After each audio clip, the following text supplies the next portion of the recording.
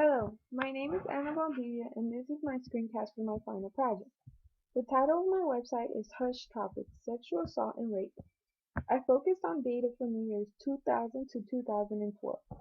The purpose of my project is to help inform the viewers of what sexual assault and rape are, how we determine the rate of these offenses, which is more often than not a problem, and how we can help someone who has been affected by these types of assaults. My first map presents the estimated forcible rape offenses reported in 2000. This is a chloropleth map created by Leaflet. The type of breaks I used in presenting my data were natural breaks and jenks. These classes are based on natural groupings in the data. It maximizes the differences between classes. I chose this type of classification because there are relatively big differences in the data values, since some states have rates in the hundreds and other states have rates in the thousands. I chose to go with the chloropleth map because it presents the viewer with a sense of which states have the biggest rates in an efficient manner. The green to blue color scheme was chosen because I wanted to keep a rather cool feel to my project. Sexual assault and rape is not an easy topic to talk about, so I felt that using a bolder color scheme would be overwhelming to the viewer. As for the base map, I chose to go with a more colorful one again to ease the information on the viewer.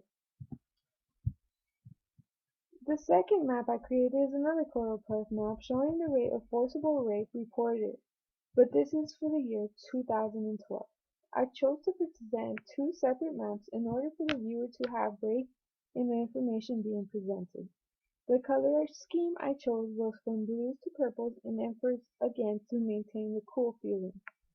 I decided to show chloropleth maps because they are easy on the viewer and present information in a rather artistic manner. I use a natural brace classification in this map as well.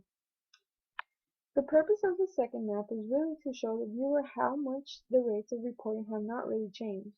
Overall, the rates seem to be going down, but seeing the two maps, it is clear that the things aren't really changing. It is important to note that there is limited data on this subject. Most data available is for reported cases, but we must keep in mind that we don't know how many cases go unreported. The third map I created was a simple line chart. This line chart presents forcible rape rate reported by the Los Angeles Police Department. This again is for the years 2000 to 2012. I chose to present this data in order to bring it closer to home.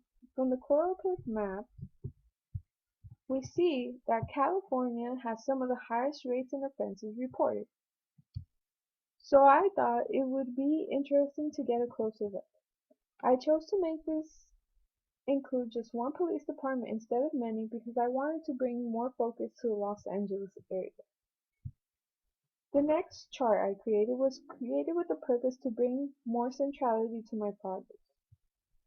This graph presents the rate of rape or sexual assault for females by age and educational enrollment. I found this data to be relevant to me as a viewer, so I thought that this would help focus in on who is being affected by these offenses. One thing that is important to note is that this chart does not take in consideration people of opposite gender or other types of demographics. This I find is an issue because it may lead the viewer to believe that the only people being affected are women. Yet this is not the case, and all types of people can be affected by these offenses. The color scheme I chose for my lines follows the theme I have selected for my project. Finally, the last map I created is a basic map with markers I put in it. The markers show different places that offer help to victims of sexual assault or rape. I chose to only include markers on this map in order to highlight the importance of each of them rather than cluttering the map with all kinds of other things.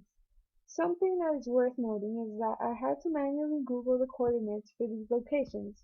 Oftentimes Google would shift the location slightly when I would get the coordinates, thus there might be some discrepancies in the location of the sentence. Overall, the methods I chose to present this data were geared towards a more simplistic feel. This was due to the topic that was being covered, in order to allow the viewer to not feel overwhelmed.